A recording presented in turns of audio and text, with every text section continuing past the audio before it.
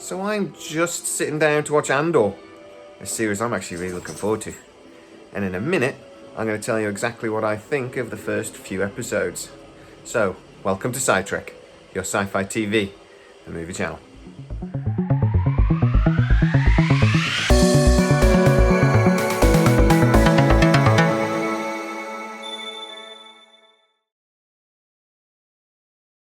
So first of all, a little bit of a spoiler warning. There will be little bits I mention in the video that if you haven't seen the 3 episodes might ruin it a little bit, but I'm not going to tell you the whole story. What's the point? You can watch it yourself.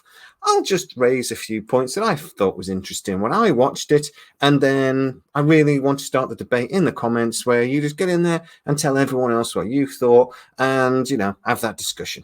So, without further ado, let's crack on with it. First instinct. His android looks like Wally. It's not set on Tatooine, which is good. And it is dark and gritty, like we were promised. So, they dropped 3 episodes today. First of all, I'm going to say, I'll tell you in a bit, there was a very clear reason why they dropped 3 episodes. It's one of the reasons I actually quite like streaming services, to be honest, because they can do things like this. When it makes sense to the story, they don't have to just do an episode a week. They can drop 3 episodes or 2 episodes or 1 episode every day, and then they can mix it up. But when it makes sense to the story, and it most 100% did in this case. But the first episodes, well, it started with a murder.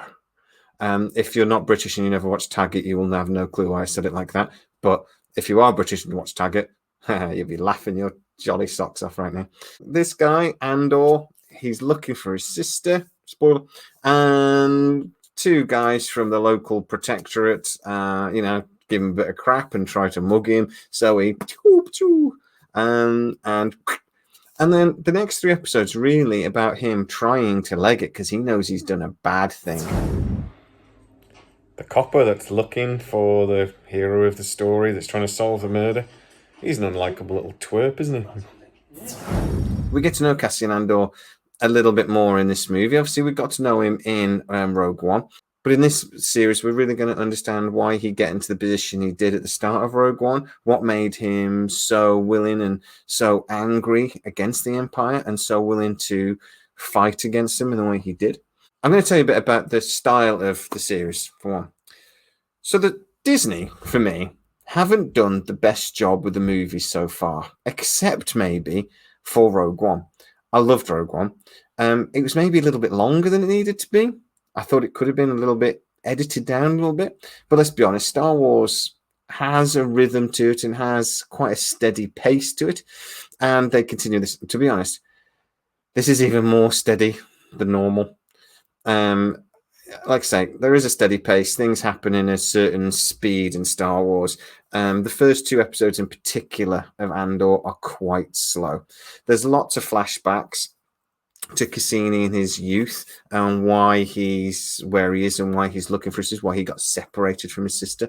The planet that he grew up on is actually quite interesting. It's Canary. So it does find out that it was an empire city. It does seem to be a bit of a Lord of the Flies thing going on here where there's only kids been left behind.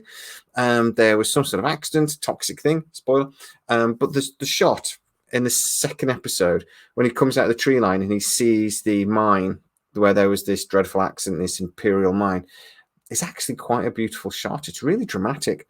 You see the forest that they live in, and they all have blow darts. They have very little technology, but you see bits of technology in the background rusting away. So for some reason, I say, the young people were the ones that were left behind. The adults all died, and this is what happens when you leave kids on their own. But they built a lovely little community, but they didn't have really any technology, but they still survived. If it wasn't for actually all the aliens and the sci-fi stuff, like the flying motorbikes and things, this would be like one of those Scandinavian murder mystery type shows, those dramas that are always really good if you can be bothered to read the writing along the bottom. And then the BBC or somebody else makes a not quite so good version of a couple of years later. It's pretty good drama. One thing I will say about all of these Star Wars projects is obviously they're all filmed in the United Kingdom, and there is a brilliant array of British talent in this series. Again, it's actors that I know from other things growing up, like BBC dramas and stuff like this over the years. So I know them from lots of different things that anybody anywhere in the rest of the world won't have seen them. But I know these guys are phenomenal actors. And I don't know, there's something about a British actor in particular when they're playing a villain. There's the Scottish actor in this that is played a very aggressive. He's one of the police constabulary jobbies, and he's a very aggressive Scottish guy. I've seen him in lots of things. He always plays a complete thug. But it's something about the accent that just sells it. There's something about a British accent that does a great villain. And they really use that in this series. And long may it continue because it's absolutely phenomenal. We get to see a little bit about how the Empire works in this series as well. So you've got this, what's it called? Corporate Tactical Defense. And they're basically a private security firm. And these are the guys that are the main protagonist in the series at the moment. It was some of their people that got murdered at the start. And that's how the third episode sort of ends with them trying to get Cassian. So it understands how the Empire, particularly in its early stages, was set up. Another thing I really like about this is the technology that you see in the spaceship designs. It's something that Star Wars and this TV series in particular have done really, really well. Going from the Clone War designs and look of the spaceships into A New Hope, and just getting that blend between the two. The Corporate Defense Force, Tactical Defense, whatever you want to call them, their police ship, they come in the second series, and they start the third episode, sorry, and they land this. The design is actually, if you look at it, really nicely sits between the two. It's something they obviously put a lot of effort into and a lot of work into, and it really sells the show. Well, end of episode 2. A couple more characters have been introduced, and Andor is running. Seriously, it's starting to build a bit of pace, but I gotta admit, there's not been a great deal of action just yet. It still feels like Star Wars, don't get me wrong, but it is a little bit different for the Star Wars genre. But it does fit in with the style of Rogue One and how Rogue One fits in the greater Star Wars universe. It's true. By the end of the second episode, there wasn't a lot of action, not a lot had happened. But by the end of the third episode, there had been. So by the end of the third episode, shit kicks off. It just does. There's a great scene in the warehouse. There's some really good shooting. There's some great speedster scenes and everything. There's very clever. I quite liked how they use sort of like guerrilla tactics to escape, because I felt that sort of mirrored how the rebellion has to fight against the Empire. That obviously the Empire has all the resources in the universe, and the rebellion has next to nothing, a ragtag, crew, motley crew sort of thing. So it sort of mirrored that in the way that they escaped. Again, try not to spoil it too much for you. But 100%, by the end of the third episode, it's sort of rounded off. It's sort of like the end of the beginning here. So the first 3 episodes really are a chapter of this story. And I think that it tells us that bit of the story. It's the end of the beginning. So everything is sort of set up.